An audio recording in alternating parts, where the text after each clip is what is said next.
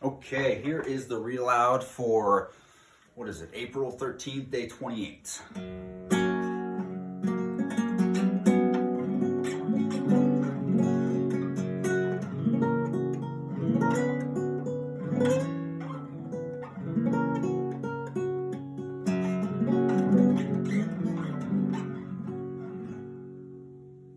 Okay, I don't even remember where we were. Feels like it's been a long time since we read. Let's see.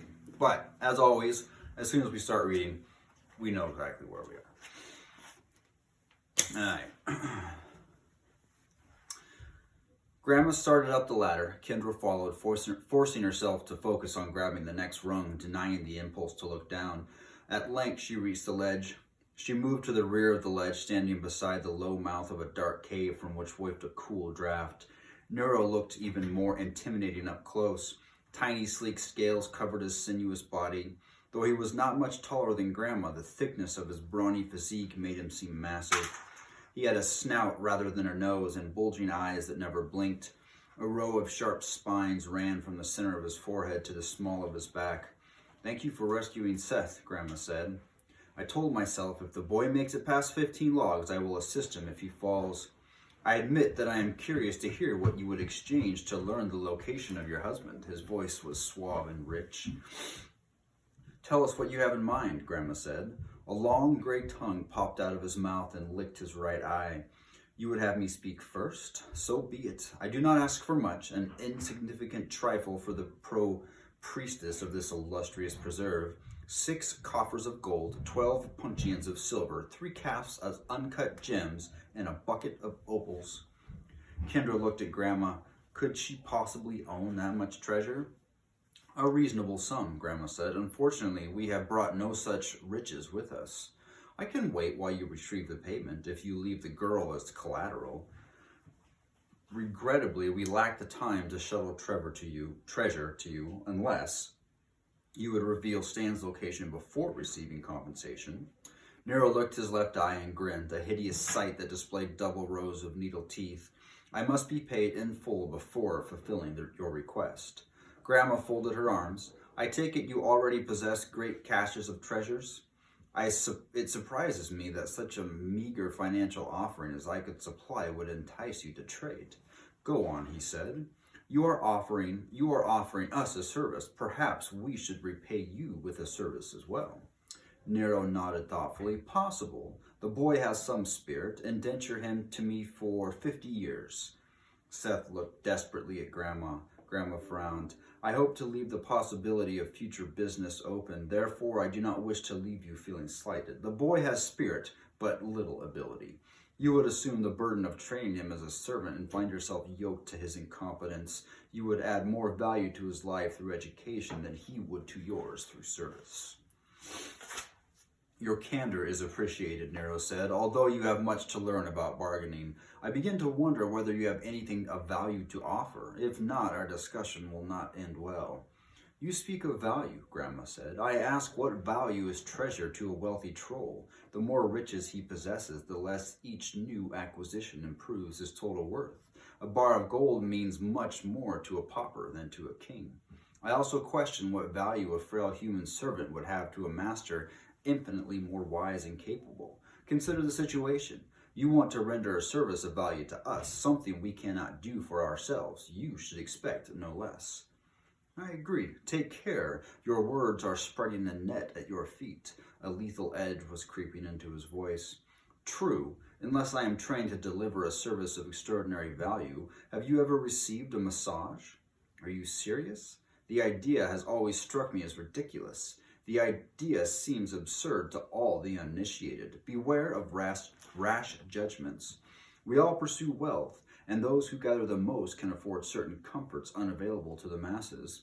Foremost among these luxuries is the indescribable release and relaxation of a massage at the hands of one skilled in the art. And you claim to be skilled in this so-called art, trained by a true master. My ability is so great as to be nearly beyond purchase. The only person in the world who has received a full massage at my hands is the caretaker himself, and this because I am his woman. I could give you a full massage, kneading and soothing every muscle in your body. The experience would redefine your understanding of pleasure." Nero shook his head. It will take more than florid words and grandiose promises to persuade me. Consider my offer in perspective, Grandma said. People pay exorbitant sums for an expert massage. You will receive yours at no cost, merely in exchange for a service. How long would it take you to ascertain Stan's location? A few moments. A massage will take me 30 grueling minutes, and you will be experiencing something new, a delight you have never encountered in all your long years. A similar opportunity may never arise again. Nero looked an eye. Granted, I have never received a massage. I could name many things I have never done, mainly because I have no interest in doing them. I sampled human food and found it wanting. I am not convinced that I will find a massage as satisfying as you described. Grandma studied him. 3 minutes. I will give you a sample for 3 minutes. It will afford you only a narrow glimpse of the unspeakable bliss that awaits, but should place you in a position to make a more educated decision. Very well. I see no harm in a demonstration. Give me your hand. My hand? I will massage a single hand, and you will have to use your imagination to envision how this would feel across your entire body. He held out a hand. Grandma Sorensen took it and began working his palm with her thumbs. At first, he tried to keep a straight face, but his mouth began to twitch and his eyes began to roll. How was that? Grandma asked. Too deep? The meager lips quivered. Just right, he purred. Grandma continued expertly rubbing his palm in the back of his hand. He started licking his eye compulsively. She finished with his fingers. The demonstration is concluded, she announced. 30 minutes of that, you say, across my whole body? The children will assist me, Grandma said. We will trade a service for a service. But I could exchange my service for something more enduring, for treasure. A single massage is too fleeting. The law of diminishing returns applies to massages, as it does to most things. The first is the best, and all you really need. Besides, you can always exchange your services for treasure. This may be your only chance to receive an expert massage. He held out his other hand. One more example to help me decide. No more samples. You offer just one massage? What if you stay on as my personal masseuse for 12 years? Grandma grew stern. I am not petitioning you to look in that stone of yours multiple times for multiple purposes. I am requesting a single piece of information, a service for a service. That is my offer, lopsided in your favor. The massage takes 30 minutes versus mere moments for you to peer into your stone. But you need the information, Nero reminded her. I do not need a massage. Satisfying needs is the burden of the poor. The wealthy and the powerful can afford to indulge their wants and whims. If you pass on this opportunity, you will always wonder what you missed. Don't do it, Grandma, Kendra said. Just give him the treasure. Nero held up a finger. This proposition is unorthodox and against my better judgment, but the idea of a massage intrigues me, and I'm rarely intrigued. However, 30 minutes is too short. Say 2 hours. 60 minutes, Grandma said flatly. 90, Nero countered. Grandma wrung her hands. She folded and unfolded her arms. She rubbed her brow. 90 minutes is too long, Kendra said. You've never given Grandpa a massage longer than an hour. Hold your tongue, child, Grandma snapped. 90 or no deal, Nero said. Grandma sighed in resignation. All right, 90 minutes. Very well, I accept. But if I do not approve of the entire massage, the deal is off. Grandma shook her head. No caveats. A single 90-minute massage in exchange for the location of Stan Sorensen. You will treasure the memory until the end of your days. Nero eyed Kendra and Seth before fixing Grandma with a shrewd gaze. Agreed. How do we proceed?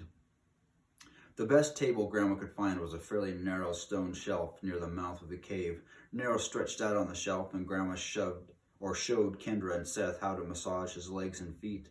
She demonstrated how and where to use their knuckles and the heels of their hands. He's very strong, she said, grinding her knuckles against the bottom of his foot. Lean into it as much as you want. She set down his leg and stood beside his head. The children have their instructions, Nero. The 90 minutes start now. Kendra hesitantly laid her hands on the troll's bulging calf. Although they were not wet, the scales felt slimy. She held a snake before, but the texture of Nero's scaly skin was quite similar. Wait a second. She had held a snake before, and the texture of Nero's scaly skin was quite similar.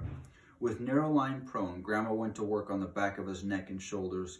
She employed a variety of techniques, probing with her thumbs, rubbing with her palms, pressing her fists, digging into her with her elbows. She ended up kneeling on the small of his back, carefully to avoid the spikes along his spine, squeezing and kneading and applying pressure in diverse ways.